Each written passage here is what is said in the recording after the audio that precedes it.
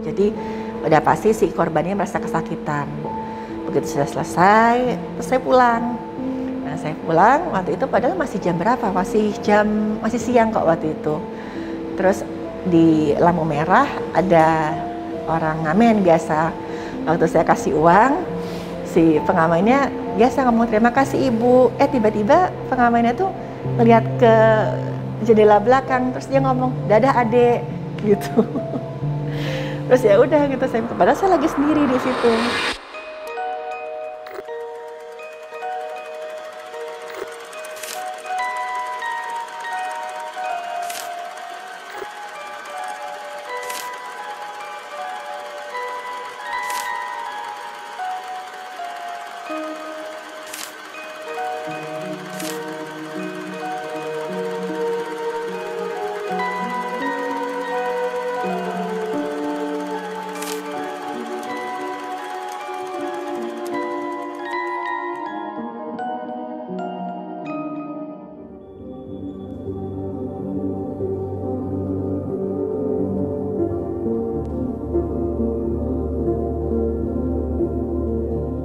Nama saya Dr. Stefani, saya dokter spesialis forensik di Rumah Sakit Bayangkara Polda DIY.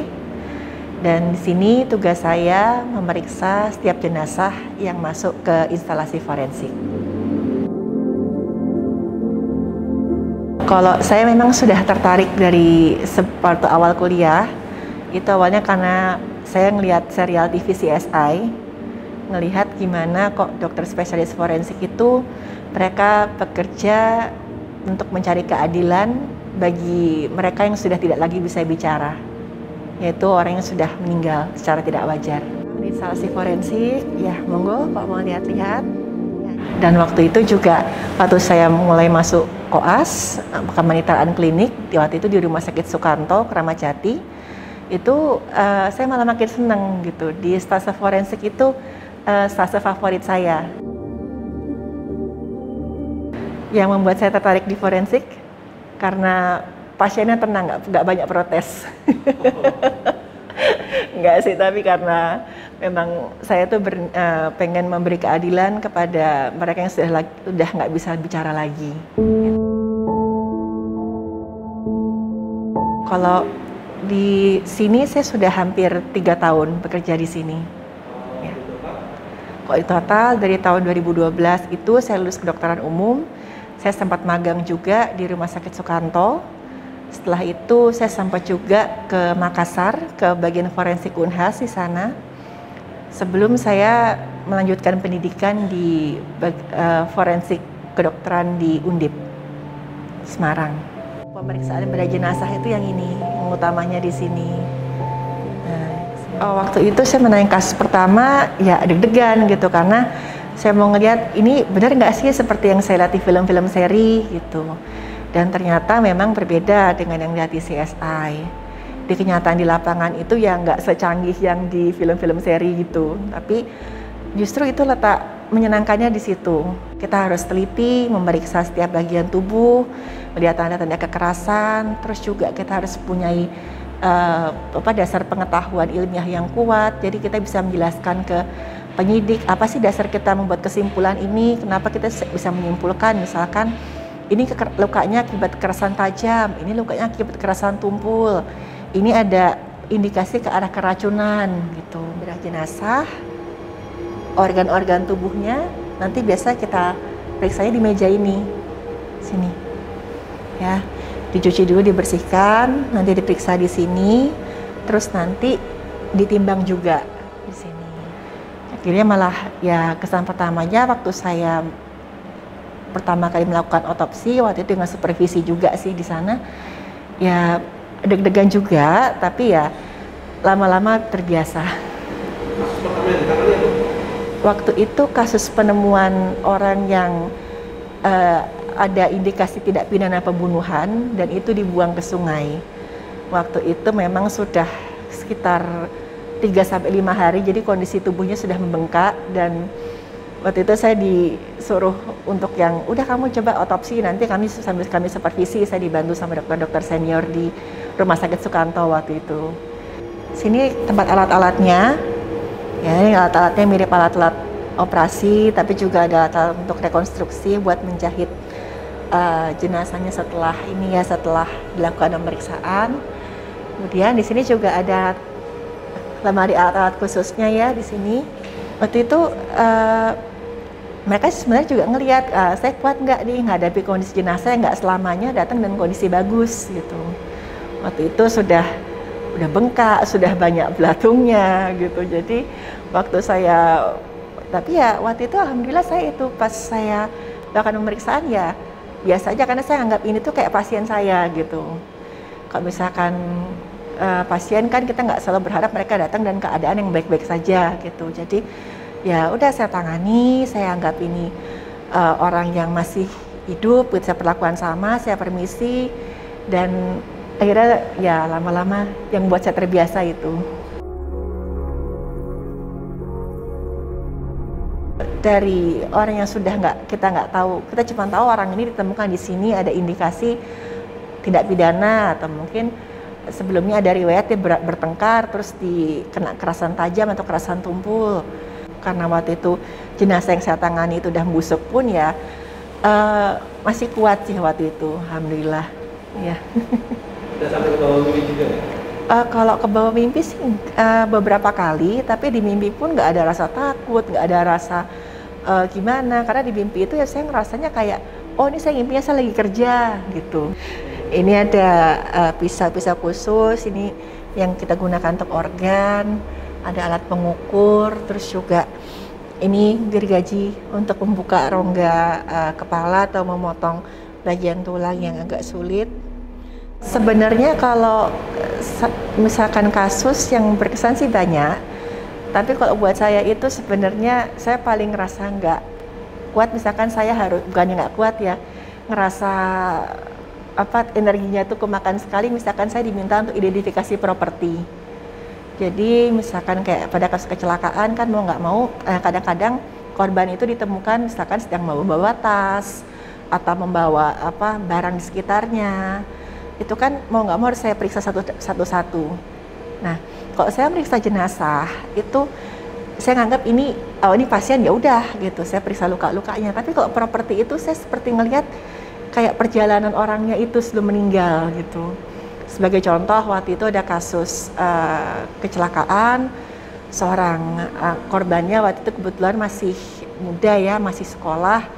Saya harus periksa tas ranselnya, dan itu saya ngeliat kotak pensilnya, saya lihat buku-buku pelajarannya, saya ngeliat ada kertas ulangan yang nilainya jelek yang dia sembunyikan di dasar tasnya, ada uang sakunya dia, ada handphonenya.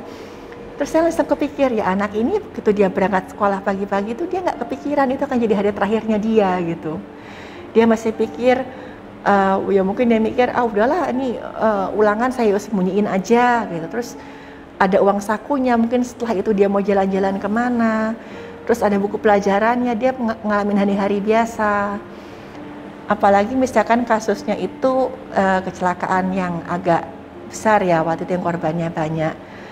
Ini saya nggak bisa jelaskan detail, tapi waktu itu saya periksa satu tas karena waktu itu korbannya banyak. Dan saya ketemu baju sama sepatu bayi. Dan itu begitu saya meriksa properti itu ya, maksudnya saya langsung mau nggak mau kan saya kayak ngeliat ceritanya si orang ini gitu. Jadi yang berkesan sebenarnya kok saya memeriksa barang-barangnya korban gitu. Kemudian di bawah ini ada kit DNA. Ini untuk kasus-kasus khusus yang memerlukan kita mengambil sampel DNA. Tuh. Kemudian terakhir di belakang sini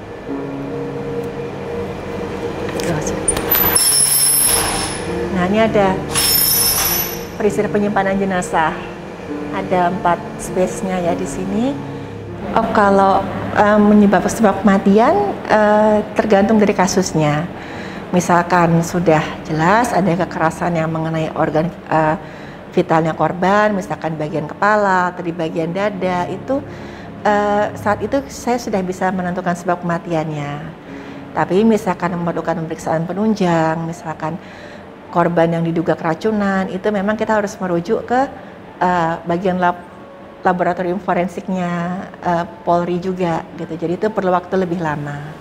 Jadi biasanya ambulan itu berhenti di sini, akan berhenti di sini, terus nanti dibuka di sini. Ini jenazahnya akan dibawa ke sini. Nah, andai kata mau langsung dilakukan pemeriksaan, nanti langsung dibawa ke ruang otopsi. Tapi misalkan pada kasus misalkan Mr. X atau menunggu persetujuan keluarga, jenazah akan disimpan dulu di freezer. Kalau cara kematian itu memang itu wewenangnya dari penyidik kepolisian. Yang kami lakukan di sini, kami melihat ini ada indikasi tindak pidana enggak. Sebagai contoh, waktu itu saya pernah menangani kasus ada yang diakuinya itu si perempuan ini itu meninggal di kamarnya. Jadi ceritanya tuh si perempuan ini itu di satu rumah cuman sama anak kecil. Gak lama ada temennya datang gitu. Terus soalnya temennya bilang, itu kayaknya si mbaknya ini tadi katanya sakit pernafasannya kumat. Udah ya biar tidur dulu gitu. Nah, waktu dibawa ke bagian forensik, kelihatan ada luka-luka yang menunjukkan, oh ini kayaknya ada tanda-tanda penganiayaan di sini, dan jelas sekali gitu di situ. Dan kami mengomunikasikan itu ke bagian penyidik. Nah, kemudian yang tadinya hanya diperiksa dikira, oh ini meninggal karena sakit gitu. Ya tugas kami kita lihat sesuai kok dilihat dari ceritanya ditemukan di sini tidak ada saksi. Itu ada luka-luka di sini, kira-kira memerlukan pemeriksaan lebih lanjut atau enggak, ada indikasi ketidakpidana atau enggak. Jadi ya kurang lebih itu ruangan di instalasi forensik. Jadi kita melihat traumatologi, kita ngelihat pola perlukaannya, terus juga misalkan tanatologi itu ilmu untuk melihat perubahan di tubuh orang yang sudah meninggal, misalnya dari dia meninggal, dia mulai menggembung tubuhnya sampai jadi kerangka. Tanatologi itu untuk memperkirakan sebab kematian, memperkirakan lama waktu kematian biasanya.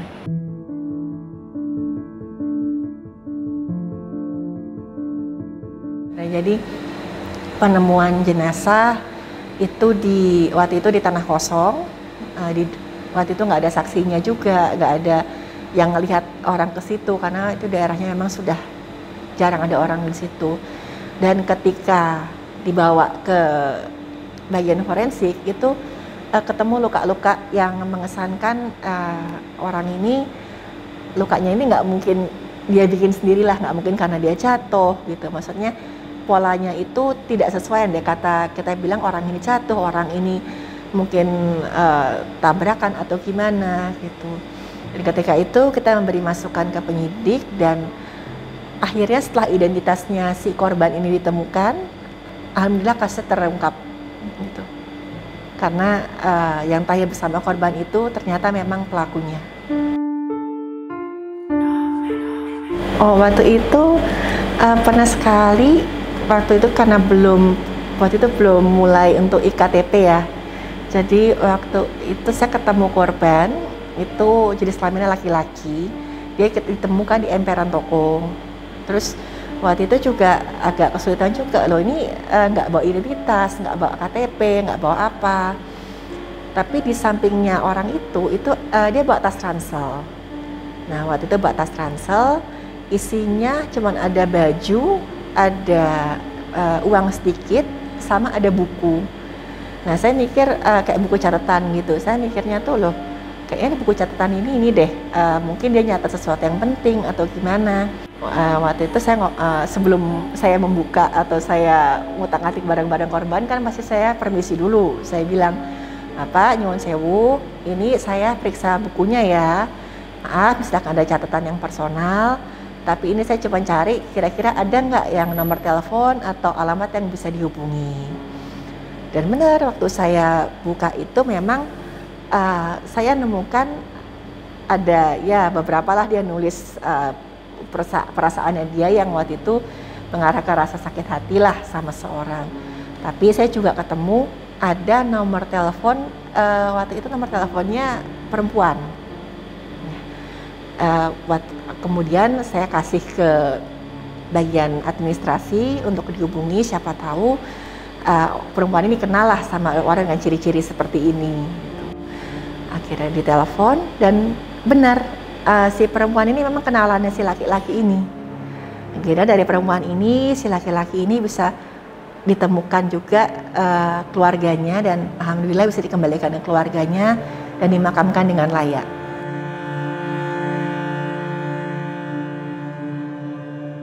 Andai kata ada kekerasan di jaringan lunak atau ada penyakit, itu tidak bisa disingkirkan. Ya misalkan jenazahnya sudah berupa kerangka, di bagian kerangkanya itu ditemukan adanya tanda-tanda kekerasan, dan kita bilang apa adanya ke polisinya. Di bagian kerangka ini tidak ditemukan tanda-tanda kekerasan.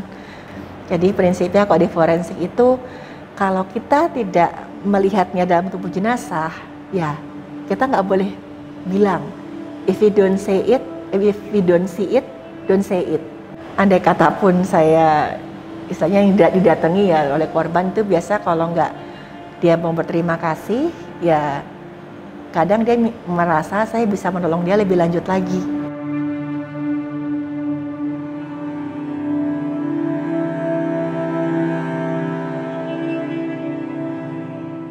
Kalau yang sering itu misalkan saya menghadapi korban yang meninggalnya itu saya tahu itu pasti dia kesakitan banget sebelumnya atau dia benar-benar nggak berdaya.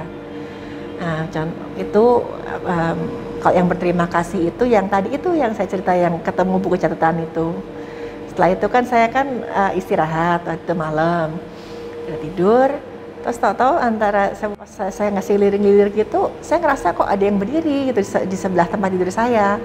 Waktu itu kan saya masih berdiri di kamar jaga. Saya kira teman saya, tapi waktu saya lihat ke atas, loh kok nggak pakai baju jaga, pakai bajunya itu baju santai biasa gitu. Saya lihat mukanya, saya pernah lihat tapi di mana ya? Terus saya ingat loh ini kan yang tadi korban yang saya periksa tadi gitu. Cuman dia nggak marah nggak apa, dia cuma lihat saya senyum. Terus jalan nembus tembok gitu. Tapi saya begitu ya udahlah gitu. Saya mikir oh ya udah mungkin cuma mau terima kasih aja. Tapi kalau yang ngikut minta tolong ya ada sih. Itu yang lihat bukan saya malah waktu itu yang lihat orang lain. Jadi waktu itu saya habis nanganin kasus ya maaf ya kasusnya itu agak sensitif, yaitu kasus pengguguran kandungan. Saya menangani janin itu. Dan saya tahu waktu itu memang si korban ini ada kesulitan lah saat melahirkannya ini. Gitu. Jadi udah pasti si korbannya merasa kesakitan. Begitu sudah selesai, terus saya pulang. Nah saya pulang waktu itu padahal masih jam berapa? Masih siang kok waktu itu. Terus di lampu merah ada orang ngamen biasa. Waktu saya kasih uang, si pengamennya biasa ngomong terima kasih ibu, tiba-tiba pengamennya tuh ngelihat ke jendela belakang, terus dia ngomong dadah adek gitu. Terus ya udah gitu, padahal saya lagi sendiri di situ.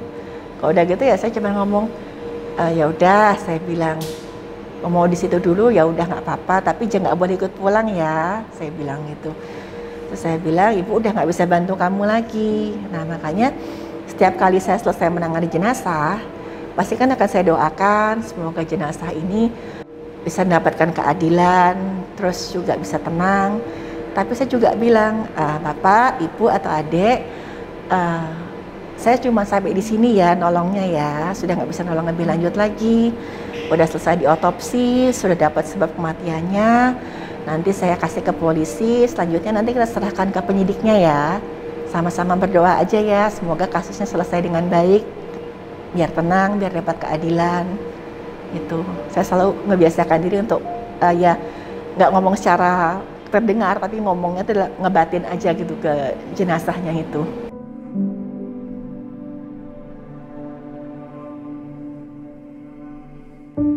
Kalau minta tolong itu pernah sekali, yang benar-benar dia minta tolong itu sampai banget sampai bikin suara gitu pernah. Saya sih bukan yang sensitif ya, saya bukan indigo atau semacamnya, tapi kadang-kadang misalkan frekuensinya sama ya, saya ngerasa, saya mendengar atau kadang ngelihat juga sekilas. Nah waktu itu memang si korbannya ini tanpa identitas dan ada tanda penganiayaan yang jelas sekali di tubuhnya. Terus waktu itu untuk mencari si pelakunya ini polisi agak kesulitan karena datanya tuh nggak ditemukan di mana-mana gitu, nggak ada laporan orang hilang, terus juga semacamnya. Terus waktu itu saya tidur di kamar jaga karena sudah malam sekali. Terus tiba-tiba saya dengar suara kayak, kok saya sih dengarnya tuh kayak suara burung cicit tuh, cicit gitu. Padahal waktu itu posisinya saya di ruang tertutup. Kalau burung kan pasti ada suara kepaan sayapnya gitu. Tapi ini nggak ada kepaan sayap, nggak ada apa. Dan di ruangan itu cuma saya sendiri gitu. Saya bilang, ya apa, saya udah ngerasa oh ini mungkin mau komunikasi. Udah ya, saya udah nggak bisa nolong kamu lagi. Saya bilang tadi udah selesai tugas saya di bawah. Misalkan mau komunikasi, ya udah, tapi monggo, tapi jangan ganggu ya gitu. Saya udah benar-benar nggak bisa nolong kamu lagi. Malah kedengaran lagi cicit gitu.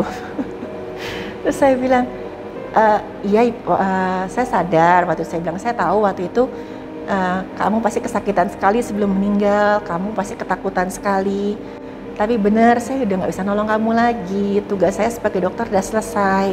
Kan tadi udah otopsinya kita lakukan, sebab kematiannya kamu sudah kita dapatkan. Saya bilang, ya udah kita serahkan ke polisi ya. Udah yang tenang, kita tunggu aja. Atau kita sama-sama berdoa. Masih kedengaran lagi. Akhirnya ya udah, saya tinggal ke depan aja.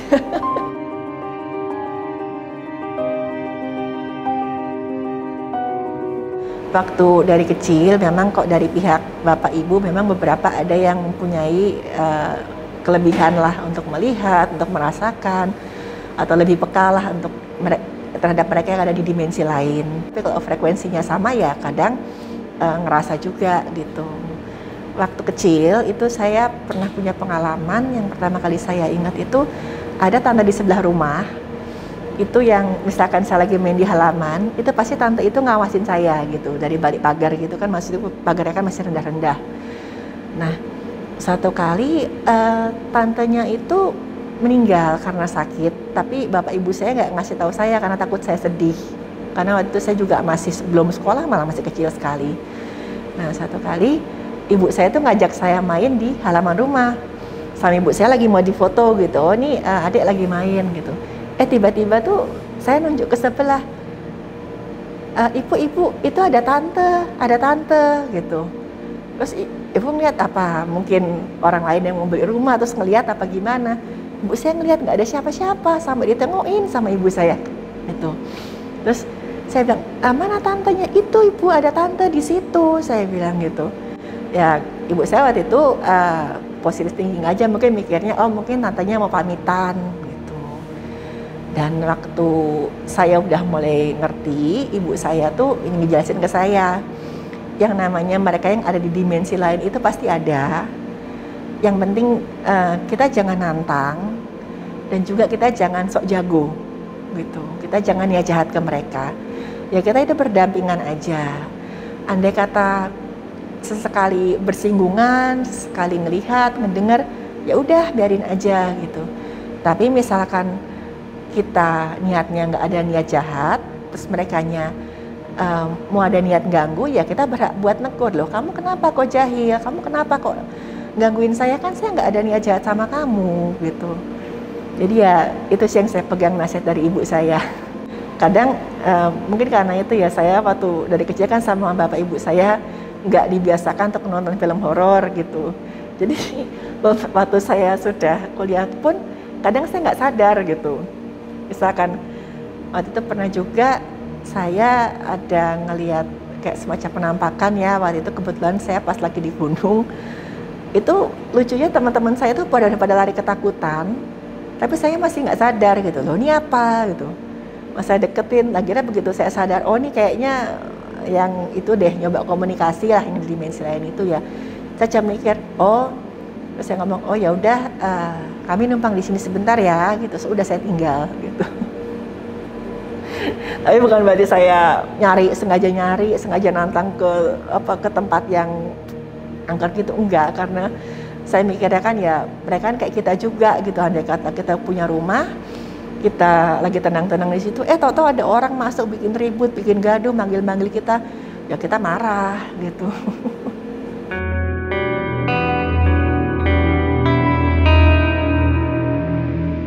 Ya kadang nggak nyaman aja, misalkan korbannya, saya bilang tadi, korban yang meninggalnya dia nggak wajar dan dia menderitanya saya tahu dia menderita banget sebelum dia meninggal itu, kadang nggak tahu, saya nggak bisa ngejelasin, tapi energinya kayak beda aja gitu. Jadi habis itu saya ngerasa nggak nyaman, ngerasa kayak gimana ya, kayak nggak ada perasaan aja gitu waktu saya memeriksa ini gitu. Tapi lebih ke ya ampun, kok ada ya orang setega ini, manusia setega ini menyakitin orang sampai meninggal kayak gini gitu.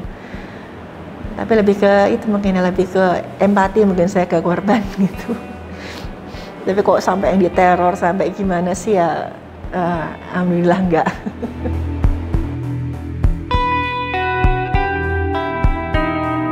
Waktu pertama kali komunikasi itu karena nggak sengaja sih, karena waktu itu kan saya masih kecil, jadi nggak terlalu ingat juga ngeliat, ini cuma ingat ngeliat tantenya itu. Tapi setelah saya mulai ngerti, ya waktu itu paling pas di sekolah sih, pas saya SD, ada yang manggil-manggil saya waktu itu, padahal saya tahu waktu itu ruangan kelasnya itu udah kosong. Ya saya cuma ingat aja dari ibu saya, gitu, iya kamu nyoba komunikasi ya, ya udah ya, cukup ya sampai sini ya, jangan ganggu ya, saya kan nggak ganggu kamu, saya bilang gitu. Jadi ya nggak waktu itu memang diajarin sama ibu saya, oke, kita manusia, kita lebih punya badan, kita bisa dikatakan lebih lengkap lah daripada yang dimensi lain. Tapi bukan berarti kita boleh nantang, bukan berarti kita ujuk-ujuk saya nantangin buat apa gimana gitu ya, jangan gitu ya, bilang aja ya udah, kita andai kata kamu, saya nggak ganggu kamu ya, kamu jangan ganggu saya gitu.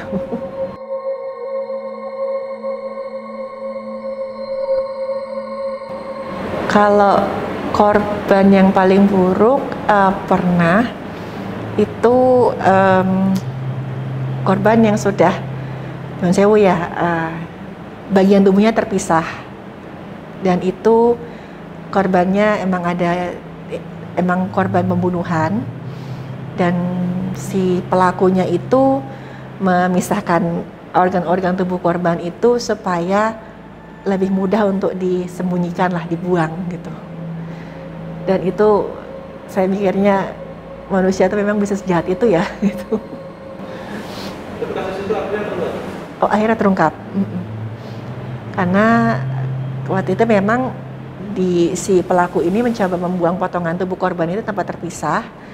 Tapi sebagaimana guru saya pernah bilang ke saya, tidak ada kejahatan yang sempurna. Suatu kejahatan sehati-hati apapun dilakukan oleh seseorang pasti akan meninggalkan jejak. Dan ketika itu si pelaku ini tanpa sengaja meninggalkan jejak gitu. Jadi waktu si korban ini dipisahkan anggota badannya, itu kan coba dibuang. Yang pelaku itu tidak perhitungan tuh, ada saksi yang nggak sengaja melihat gitu.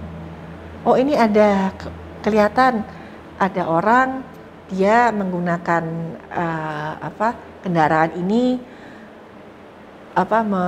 pada jam subuh jam segini, dan dia membuang bungkusan gitu. Dan itu di jam yang kok bisa gitu, kebetulan orang itu lewat situ gitu, dan ngelihat si pelakunya itu, dan terungkapnya dari situ. Waktu itu cuman saya ngeliat lukanya itu, dari luka-luka di tubuh korbannya ketahuan sih kenapa si pelaku ini kok terpancing untuk melakukan kejahatan segitu sadisnya sama korban gitu. Itu motifnya apa? Motifnya waktu itu sakit hati, karena sempat ada pertengkaran, lalu si korban ini secara verbal mengatakan sesuatu yang pokoknya bikin pelakunya itu sangat marah lah gitu. Dan waktu itu memang ada luka yang mengindikasikan pelaku ini benci sekali dengan mulutnya korban gitu. Tapi maaf saya nggak bisa menceritakan detail karena takutnya nanti kebayang.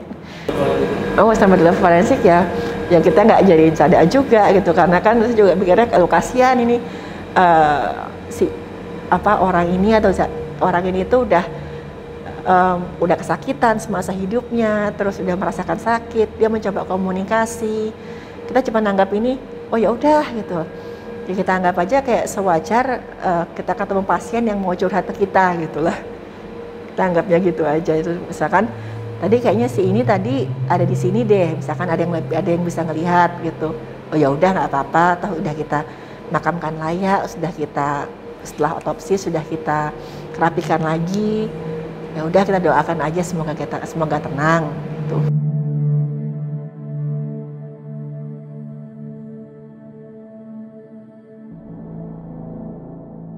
Ya, karena kalau di forensik ini setiap kematian yang saya tangani itu pasti kematian yang nggak wajar.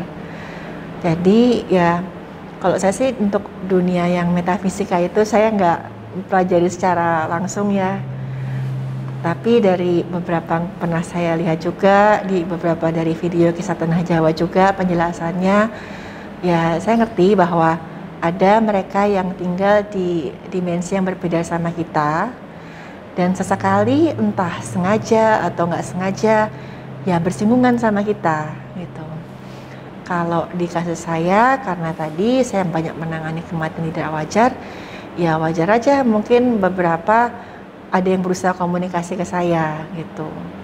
Ya saya nanggapinnya dengan ya wajar aja lah, tapi ya saya beri pengertian kalau saya udah nggak bisa nolong lagi kok di luar ranah saya sebagai dokter spesialis forensik gitu.